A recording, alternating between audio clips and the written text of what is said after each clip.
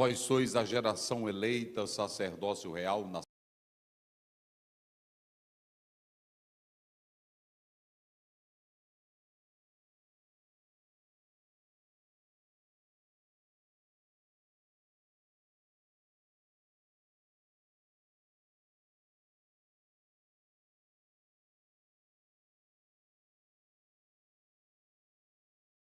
Levantou-se aquela mesma noite e tomou as suas 2 mulheres, as 2 servas, 11 filhos, e passou o val de Jaboque. E tomou-os e fê-los passar o ribeiro, fez passar tudo o que tinha. Jacó, porém, ficou só, e lutou com ele um homem até o raiar do dia.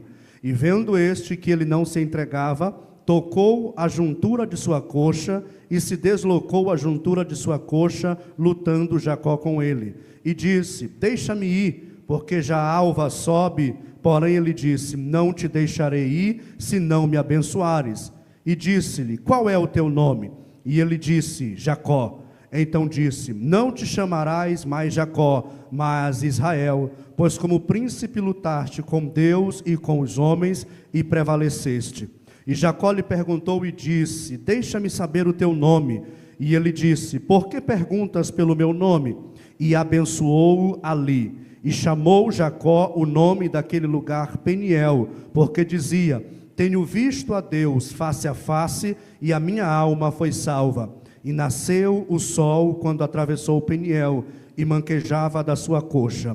Por isso os filhos de Israel não comem o nervo encolhido que está sobre a juntura da coxa até o dia de hoje, porquanto tocara a juntura da coxa de Jacó no nervo encolhido. Muito bem, queridos, o texto bíblico selecionado pelo pastor Elinaldo Renovato é Gênesis 32. Esse texto ele está dividido em 2 passagens. Na primeira passagem, nós temos a parte que vai se dar o encontro de Jacó com Esaú. Quando o próprio Jacó tenta apaziguar a ira, porque passaram-se 20 anos, e nós temos aqui um passado de problema que não foi resolvido. Então, o texto começa falando sobre isso. Mas o texto ele dá um destaque que Jacó já tinha muitos filhos. E é a partir da família de Jacó que vai se formar as 12 tribos de Israel. Jacó teve 2 esposas legais, originais, e 2 concubinas. Como era o nome das esposas? Raquel e Leia, também chamada de Lia, não é isso? Então veja bem, a Lia, ela entrou na jogada, ela vai entrar em questão, não por vontade dela. A Bíblia não fala que ela tinha interesse em Jacó, nem a Bíblia também diz que Jacó tinha interesse nela. Mas o engano de Labão colocou essa mulher, essa moça, numa situação tão horrível, que vai, na verdade, gerar conflitos, mágoas, sentimentos e até tristeza. Eu paro para pensar e fico me perguntando, como era o coração de Lia? Porque ela viu o amor de Jacó por Raquel, e ela entrou nessa situação por causa dessa questão. Mas Deus agraciou ela, porque quem é que vai ter mais filhos? Ela, a Lia vai ter mais filhos. Se vocês observarem, ela vai ter 6 filhos, não é isso? Ela vai ter Rúben, olha aí, né? Ela tem Rúben, Simeão, Levi, Judá, Issacar e Zebulon. E Adiná, que ao todo vão fazer quantos filhos? 13, né? Não, no geral, né? 13. Então veja bem, a Lia, o Senhor Deus vai agraciar ela, vai tirar o opróbrio dela, e ela será fértil. Isso mostra para nós que mesmo Jacó, amando mais a Raquel, Deus cuidou poderosamente de quem? De Lia. E se vocês observarem, você tem pessoas importantes aqui na tribo dela. Nós temos Simeão, nós temos Levi. De Levi vem a tribo dos sacerdotes, não é isso? Judá, da tribo de Judá vem quem? Jesus, o Messias. E aí você tem esses personagens importantes. Aí você vê que a serva de Lia era Zilpa. E Zilpa, não é isso? Ela vai ter Gade e vai ter Azer. Então ela tem esses 2 filhos. E aí você tem os filhos de Raquel, que Raquel vai ter 2 filhos, que eram os filhos amados de Jacó, que vai ser José e Benjamim. José, ele vai entrar na história bíblica, se destacando como o maior governador da história. E também vai tipificar ou representar a pessoa de Cristo Jesus. E aí você vê o seu irmão, não é isso? O Benjamim. Benjamim vai ser importante porque a tribo de Benjamim, dela vai vir pessoas importantes. O primeiro rei de Israel vem da tribo de onde? De Benjamim. E o maior evangelista do Novo Testamento vem de qual tribo? Benjamim. Quem era ele? O apóstolo Paulo. Então, nós estamos mostrando que é assim que vai acontecer a construção desses filhos, de Raquel e de Lia. Então, nós já falamos que Raquel teve 2 filhos, não é isso? Que era José e Benjamim, e ela tinha a serva dela, Bila, né? Que a Bila vai dar origem à tribo de Dan e também Naftali, não é isso? Então, nós estamos mostrando aqui essa questão. Mas Deus, ele é soberano, ele trabalha. Eu pergunto aqui uma coisa aos senhores: essa família era perfeita? Essa família era sem defeito? Era outra família bagunçada? Era a família de quem?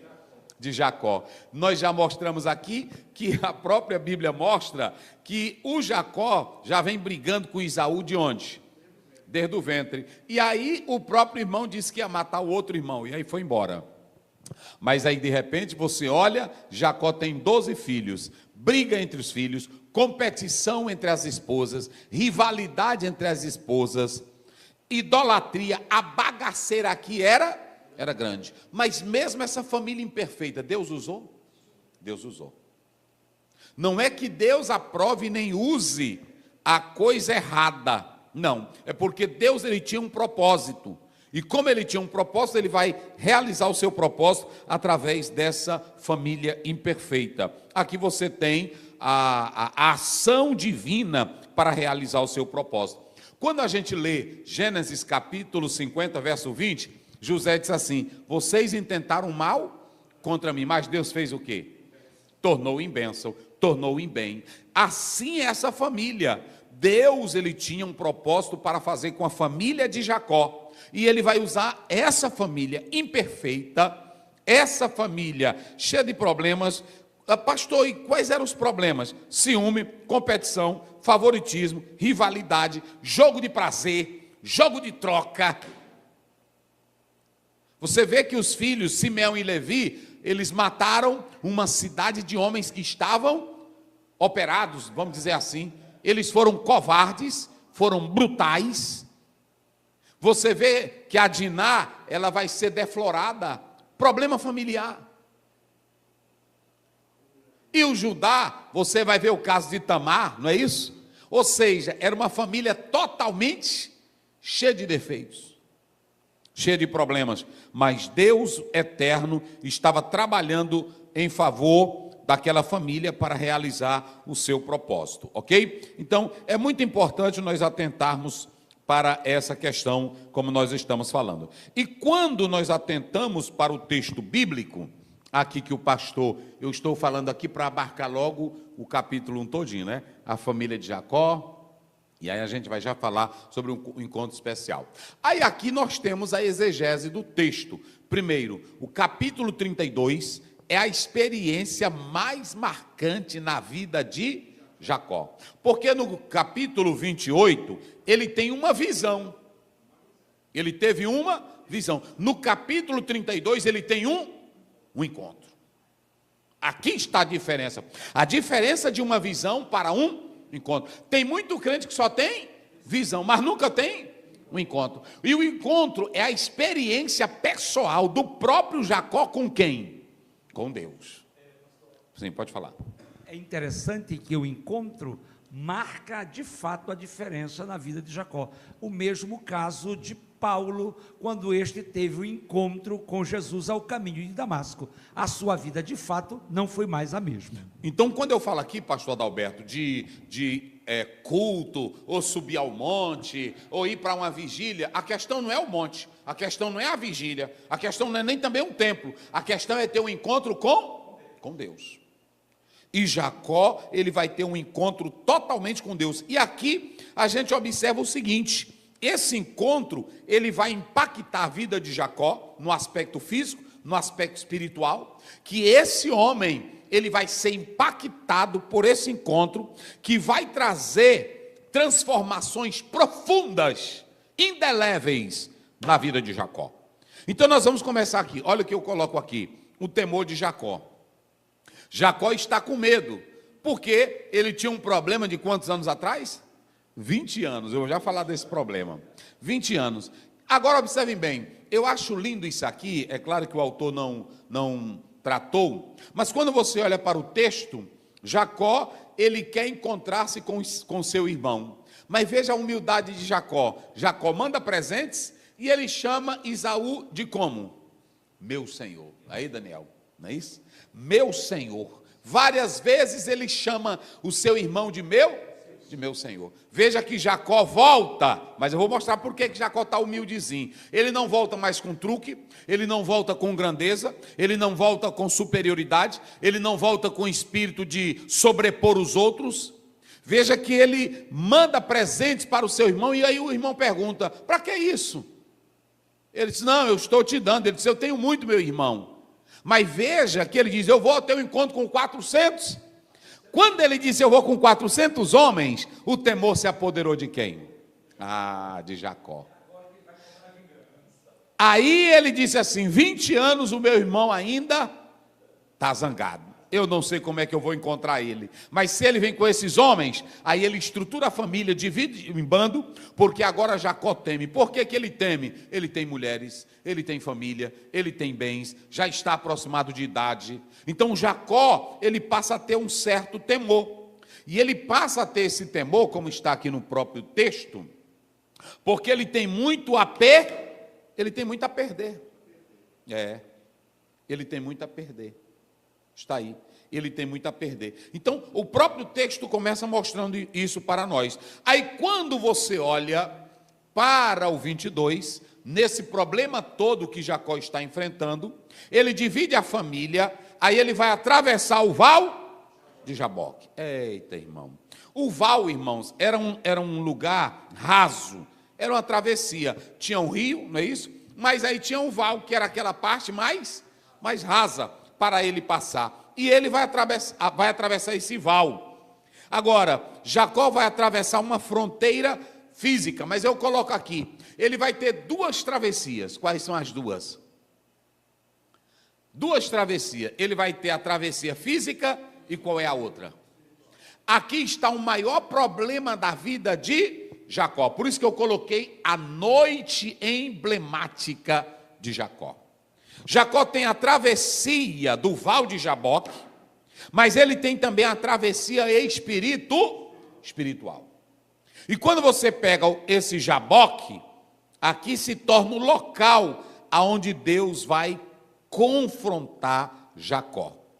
E aí o próprio Jacó, como é que diz o verso 22? Olha aí. E levantou-se aquela mesma noite, e tomou as duas mulheres, as suas duas servas, seus 11 filhos, e passou o val de Jaboque. E passou o val de Jaboque. Eu coloco aqui, irmãos, que existem noites na nossa vida que elas são o quê? Emblemáticas. Essa noite aqui na vida de Jacó era de provação, de incerteza, de crise, mas também de dependência Era a noite dele. Era tudo ou nada. Aquela noite, as mulheres não podiam fazer nada. Os filhos não podiam fazer nada. A riqueza que ele tinha não podia fazer nada. O poder que ele tinha não podia fazer nada. Era a sua noite. Eita, rapaz. Pai, isso aqui é pesado. E aqui está o val de Jaboque, que não era mais apenas aquele val, aquele lugarzinho raso. Era agora o Jacó em um espaço físico que ele estava com a sua noite. Eita, irmão. E aí, no val de Jaboque, naquela noite, ele pensa na família, ele pensa no conflito, ele pensa na decisão, ele pensa na morte, ele pensa no ódio, ele pensa no que ele enganou o irmão, ele pensa no que ele tomou do irmão. Era a noite de quem? Muitas vezes, bota para cá, Daniel, estou começando. Muitas vezes Deus nos leva para as nossas noites. Por isso que o salmista disse, o choro pode durar uma noite. Tem noite, irmãos, que Deus precisa me levar para ela. Eita, meus irmãos, não é assim? Verso 23 e 24, olha aí. 23, 24. Isso. E tomou-os e fê-los passar o ribeiro. Sim. Fez passar tudo o que tinha. Jacó, porém, ficou só. E lutou com ele um homem até o raiar do dia. Veja bem, a Bíblia diz que ele ficou como? Só. Eu coloquei aqui Jacó a sós com Deus. Ele passou a família, ele passou os bens, ele passou tudo. Porque tem horas, queridos irmãos, que são momentos que nós não podemos avançar sem Deus.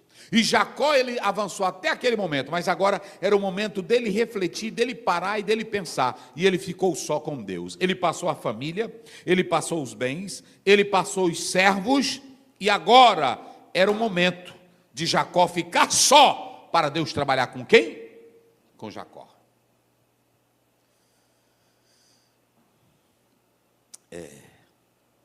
Quando você olha para Avaque aqui, no hebraico, é uma luta corporal, não é isso?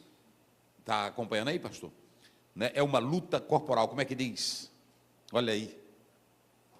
Avaque. Guerra. Peleja. E essa luta aí é corporal, é intensa. Ok? Agora você tem Jabó que pode relacionar com Avaque, que fica, e Avoque, formando um jogo de palavras, porque e Avoque aqui, enquanto é coberto pelo pó, está aí. Agora a luta, travou-se uma luta, era o próprio Jacó no val de Jaboque, e aí ficou, não é assim que está dizendo? Ele ficou empoeirado. Eita! Tem hora que tu tem que ficar sozinho com Deus para ele te jogar no pó. Tem hora que você tem que fazer como o profeta, entrar dentro do quarto, trancar a porta e se jogar em cima do menino. Ou a vida dele, ou a minha. Eita, rapaz. Aí a luta começou, meus irmãos. E a Bíblia diz aí que ele lutou com o anjo do Senhor. Quem estuda teologia, angelologia, diz o seguinte: o profeta Oséias, quando você lê no 12, 3 a 14, ele diz que era o anjo do Senhor. Gênesis 32, 20, diz que Jacó disse assim, que ele avistou a Deus e ele lutou com Deus. Então aqui você tem uma manifestação visível de Deus. Alguns falam de uma pré-encarnação de Cristo. O que é mais importante aqui é que ninguém pode se tornar um homem espiritual se não viver em solidão com Deus. Nós temos que ter o nosso momento de solidão com quem? Com o Pai eterno, com Deus eterno.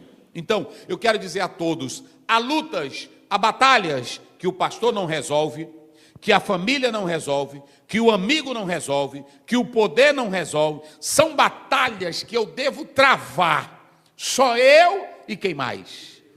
E Deus. Eita, irmão.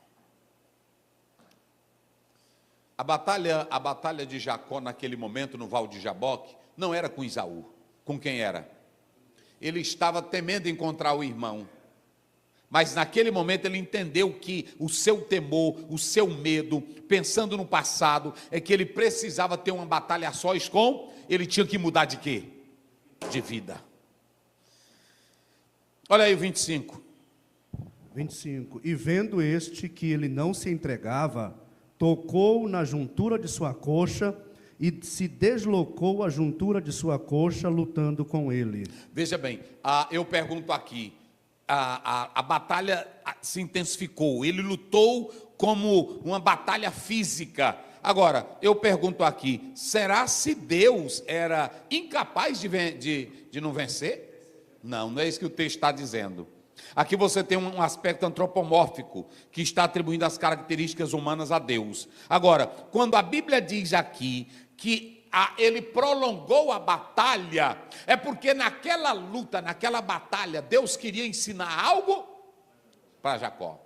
Tem pessoas que dizem assim, por que essa prova não acaba? Porque tem coisa que Deus ainda quer te ensinar. Por que a minha luta é maior do que as outras? É porque Deus está te lapidando e com muitas lições que você precisa aprender. Tem uns que a prova é como? É curta, é rápida, mas aqui ele intensificou a batalha. E aí veja bem, o verbo tocou, quer dizer, não foi um golpe, foi apenas um toque. Por quê? Demonstra o poder absoluto de Deus. O que Jacó não conseguiu aprender durante 20 anos, ele aprendeu numa noite. Eita Deus! Ele aprendeu num instante. Irmão, o toque de Deus é muito importante. O toque de Deus. Pastor Ziel, por que esse toque de Deus? Veja bem, ele toca na coxa. E observem bem, a coxa, qual é o símbolo? Força, estabilidade, capacidade física, não é assim? Quando a pessoa está aqui, olha as coxonas dele, é assim ou não é? Olha a panturrilha, olha, aí pronto. E lá em Eclesiastes, a Bíblia diz que as colunas do corpo são o quê? As pernas, as coxas. E aonde foi que Deus tocou em Jacó? Na coxa.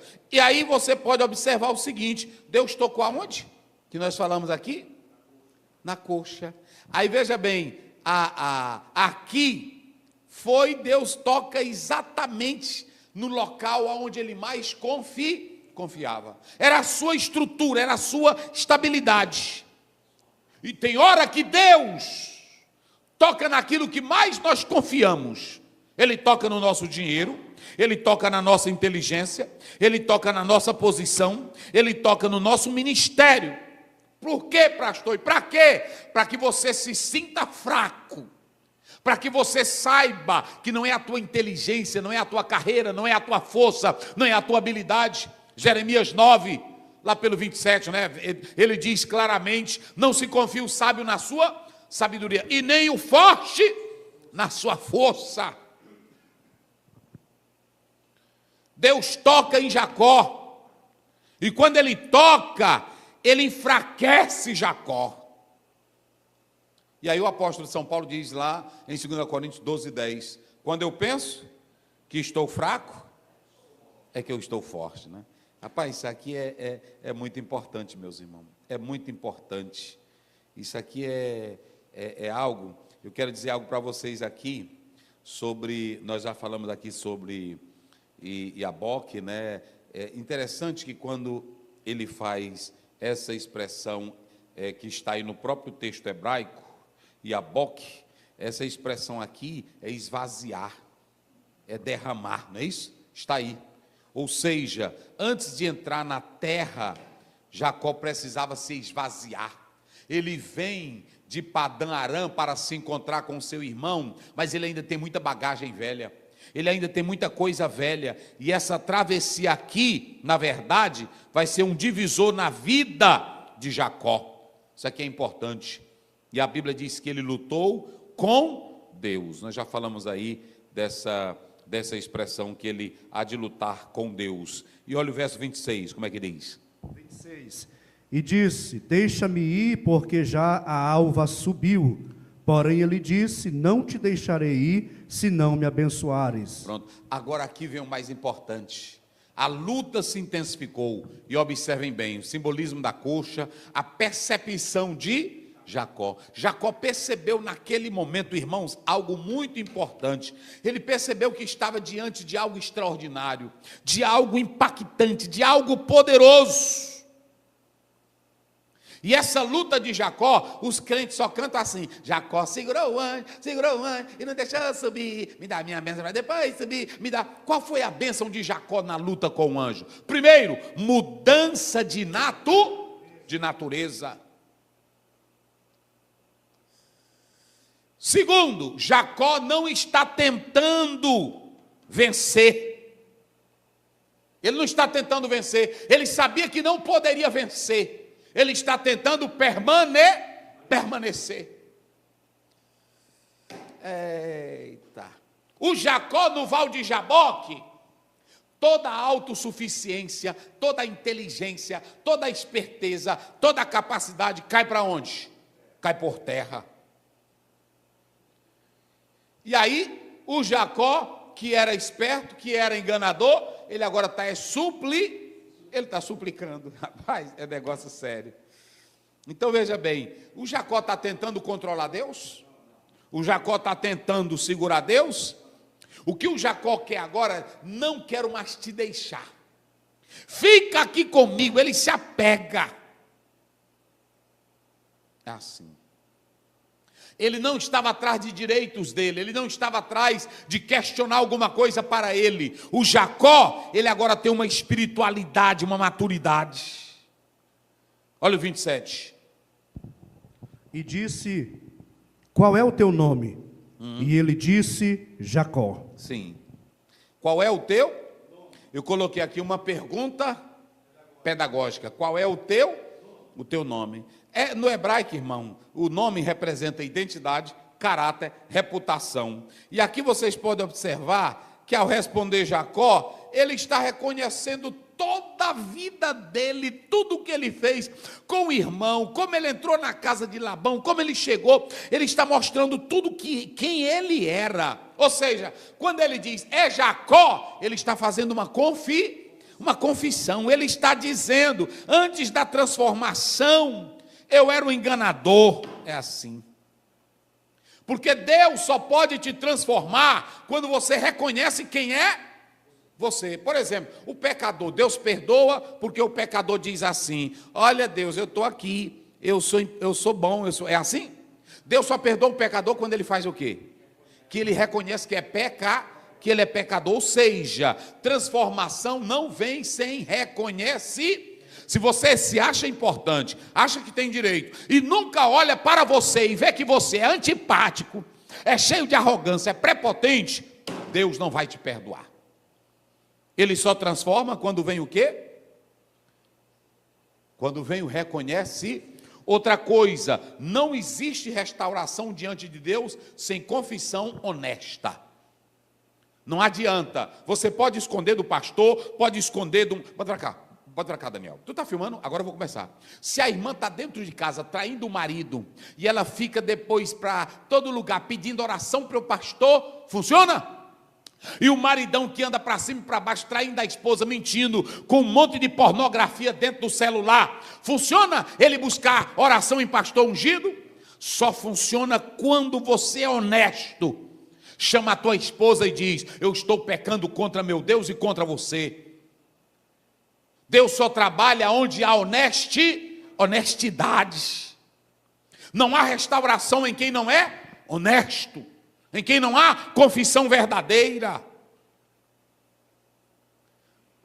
Por que Deus disse assim, Davi, eu estou te perdoando? É porque Deus queria abençoar Davi? Lê o Salmo 32, verso 5, que ele diz assim: eu confessei o meu pecado, eu não prestei não. Eita, irmão, verso 28. 28, então disse: não te chamarás mais Jacó, mas Israel, pois como príncipe lutaste com Deus e com os homens e prevaleceste. Veja bem, príncipe, aí aqui nós temos Israel. Israel quer dizer príncipe de Deus, Israel quer dizer aquele que luta com Deus, Israel quer dizer Deus governa. Quem era que a partir de agora ia governar Israel? Quem era que ia governar Jacó? Quem era que ia dirigir completamente a vida de Jacó? A vitória de Jacó não está em derrotar Deus, mas a vitória dele está em permanecer agarrado com... Pronto, quando a gente vai, Jacó segurou antes. Não, Jacó estava dizendo era o seguinte: eu não posso viver sem a tua graça, eu não posso viver sem o teu poder, eu não posso viver sem a tua presença. Não é agarrar o anjo para dizer me dá um carro, não é agarrar o anjo para dizer me dá uma bicicleta, não é agarrar o anjo para dizer me dá uma casa, é agarrar o anjo para dizer sem a tua presença eu não sei viver. Porque vamos analisar qual era essa luta de Jacó. Jacó não já tinha tudo? Jacó não já tinha bens? Jacó não já tinha posse? Então qual era a luta dele? Irmão, aqui é pesado. É assim. Qual era a luta dele? Ele ia se encontrar com o irmão dele, mas ele não já tinha bens? Ele não já tinha fazenda? Olha o presentão que ele mandou para o irmão dele. Então por que ele foi agarrar o anjo? Por que ele foi agarrar o anjo se ele já tinha tudo? E ele mesmo discutindo com Labão, quando ele retorna, eu vou já falar isso, ele diz assim: se não fosse o meu Deus, eu ia sair com as mãos vazias. Mas ele já tinha. Mas por que ele vai para o Val de Jaboque? Porque ter bênçãos materiais não quer dizer que você é abençoado espiritualmente. Eita, irmão. E aí veja bem, Deus não quer apenas perdoar Jacó. Não, Deus quer dar uma nova identidade para Jacó. O Jacó que vai voltar não pode ser só o Jacó com bens. O Jacó que vai voltar não pode ser só o Jacó casado. O Jacó que vai voltar tem que voltar transformado no seu caráter. Eita, irmão. Por isso que quando a gente lê 2 Coríntios 5,17, se alguém está em, é o quê? É nova criatura.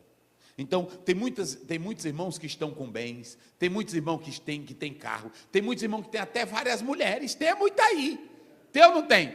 Orando em nome de Deus, ele se casa, uma se casa com outra, joga essa para cá, ele já tem 5, 6 divórcios. Mas ele está na igreja, com a Bibliona debaixo do braço, indo para tudo que é noite, de vigília, de monte. Mas ele nunca segurou o anjo para dizer, meu nome é Antônio. Eu sou vagabundo, eu sou mulherengo, eu sou sem vergonha, eu sou ladrão. Ele nunca segurou o anjo na noite. Eita, irmão. E Jacó segurou o anjo. 29. E Jacó lhe perguntou e disse, deixa-me saber o teu nome. E disse, por que perguntas pelo meu nome? Sim. E abençoou ali. Pronto. Então veja bem, o Jacó, o anjo perguntou, qual é o teu? Veja bem, ele não abençoou logo Jacó, ele só abençoou Jacó depois que Jacó fez o quê? Confessou. A Bíblia diz em Provérbios 28:13, aquele que confessa e deixa, alcança misericórdia. Não adianta você ir para um motel, dizendo que é pastor, dizendo que é crente, dizendo que é mulher casada, e lá quando você sai de lá, os dois oram e dizem assim, estamos perdoados, de jeito nenhum. Tem que haver a confissão. Chamar teu marido, meu bem, eu pequei. Se você me perdoar, eu quero viver com você. Eu errei, eu pequei contra Deus, eu pequei contra você. É assim. Aí a Bíblia diz no 29, o que ele perguntou, como é o teu nome? Não foi? Agora já é Jacó. O anjo pergunta, como é o teu nome? E ele diz Jacó. E agora ele pergunta para quem? Como é que ele diz? No 29. 29. E Jacó perguntou e disse, deixa-me saber o teu nome. Quando ele diz assim, deixa-me saber o teu nome, ele queria dizer, deixa eu saber qual é a tua natureza. Deixa eu saber quem é o Senhor. Jacó manifestou curiosidade. Olha aí. Mas Deus não satisfaz curiosidade. Quando ele vem com essa curiosidade, Deus lhe concede a bênção. E a maior necessidade de Jacó naquela hora não era saber quem era Deus, era ser transformado. Porque tem muita gente que tem informação de Deus, mas não é. Tem um bocado de baita de teólogo aí em podcast, tem um bocado de teólogo em hebraico e grego, mas só é informado, não é transformado. E o Jacó, ele queria discutir teologia, como é o teu? Rapaz, o que ele queria com o nome? Eita, irmão. Aí veja bem, às vezes nós buscamos explicação para as coisas da nossa vida, enquanto Deus está dizendo que nós precisamos de mudança. Tem um bocado de irmão querendo, como é que é Deus? Por que eu nasci preto? Não é assim? Por que a bola é redonda? Você não está precisando de explicação, está precisando de transformação. E eu vou dizer uma coisa, o que é que vale mais? É a explicação ou é a bênção? Pronto, então pronto. Olha o verso 30. 30. E chamou Jacó o nome daquele lugar Peniel, porque dizia, tenho visto a Deus face a face, e a minha alma foi salva. Nós podemos dizer que Jacó naquele momento não aprendeu tudo sobre Deus, não é isso? Ele não compreendeu tudo sobre Deus, mas uma coisa ele saiu dali, certo da presença de Deus. Por isso que ele chamou como? Peniel, que quer dizer o quê? Tenho visto a Deus. Eita, irmão. Deixa eu dizer uma coisa para vocês. Deus dizia: olha, eu sou o Deus de Abraão, eu sou o Deus de teu pai Isaque. Não era assim? Mas agora, o que Jacó podia dizer? Tu és o meu Deus. O Senhor apareceu para mim. O Senhor me encontrou. O Senhor se revelou a mim. Uma coisa é como os samaritanos disseram para a mulher samaritana: não é porque agora você diz, mas nós temos visto e crido que ele é o Messias. Deixa eu dizer uma coisa: se há uma coisa que ninguém pode arrancar de nós, é a nossa própria experiência com quem? Com Deus. É o meu encontro pessoal com Deus. O camarada na internet pode dizer que Deus não existe, pode rasgar a Bíblia, pode falar mal de igreja, mas se eu tenho um encontro com Deus e Deus teve um encontro comigo, ninguém arranca mais a minha esperança. E eu posso dizer como Jó 19:25, eu sei que o meu Redentor vive. Eita, glória a Deus. Aqui nós temos que analisar a diferença entre ter informação com Deus e conhecer a Deus. 31 e 32. 31 e 32. E nasceu o sol quando atravessou o Peniel, e manquejava da sua coxa. Por isso os filhos de Israel não comem o nervo encolhido que está sobre a juntura da coxa até o dia de hoje, porquanto foi tocado na juntura da coxa de Jacó, bem no nervo encolhido. Muito bem. Deixa eu dizer uma coisa para vocês. Essa noite de Jacó, eu falei aqui no início que eu ia falar sobre isso, que Jacó estava com medo de quem? De Esaú. Porque ele tinha um problema no passado, e eu quero falar aqui com você agora. Mas eu pergunto, todo o problema de Jacó só ia ser vencido se ele enfrentasse o quê? O passado. Muito interessante. Quantos anos ele enganou o seu irmão, que já tinha se passado? O problema foi resolvido? Não.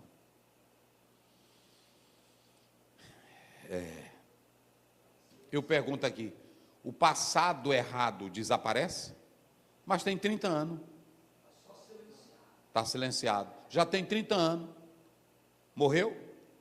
O passado não desaparece. E tem coisas que você fez lá no passado e você nunca resolveu. Por isso que o teu presente e o teu futuro está sempre como? Comprometido. Eu disse aqui no início que o passado não define o futuro, mas alto lá, se você voltar atrás e reprogramar sua jornada. Porque tem muita gente, bota para cá, Daniel, verdade de Deus para o Brasil e para a igreja. Tem muita gente na igreja que nunca resolveu o seu passado sujo, se esconde atrás da capa da religiosidade, se esconde atrás de um púlpito ou de um paletó, mas o passado ainda é sujo. Parece que confessou, mas nunca confessou. Vai ser abençoado? Não vai ser abençoado. Outra coisa, por que que Jacó ficou com medo? Por que que Jacó ficou com medo? Deus disse que era para ele voltar, não disse? Deus não disse assim, eu estarei contigo? Mas se Deus disse que era para ele voltar e estaria com ele, por que que Jacó ficou com medo?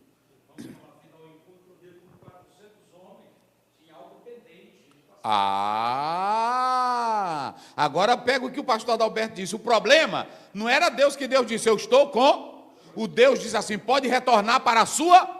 Mas o problema é que o Jacó temeu, porque ele deixou uma coisa que nunca foi resolvida. Bota para cá, Daniel. Hoje a lição é muito espiritual aqui para nós. Todas são. Qual é o passado que você ainda não resolveu? Qual é a coisa que tem lá atrás que você nunca confessou? Talvez você casou, talvez você cresceu, já tem filhos, mas talvez tenha um passado que você não quer nem tocar nele. Você chora de madrugada, quando vai para culto que um pastor fala de perdão, fala de possessão, você fica com medo. O que você não resolveu? O que tem lá atrás? Qual é a mentira que você fez lá atrás? O que você deixou pendente? Porque eu pergunto, se Jacó tivesse limpo com seu irmão, ele ia ter medo? Se Jacó tivesse limpo com seu irmão, ele ia recuar? Não. Eita, rapaz, aqui é pesado. Agora tem uma coisa. Depois que ele entrou no Jaboque, que ele lutou com Deus, que o anjo transformou a vida dele, ele só vai encarar o irmão de frente, porque ele tem o quê? Por que que ele vai encarar o irmão de frente? Só pode enfrentar de frente agora o Esaú quem tem uma nova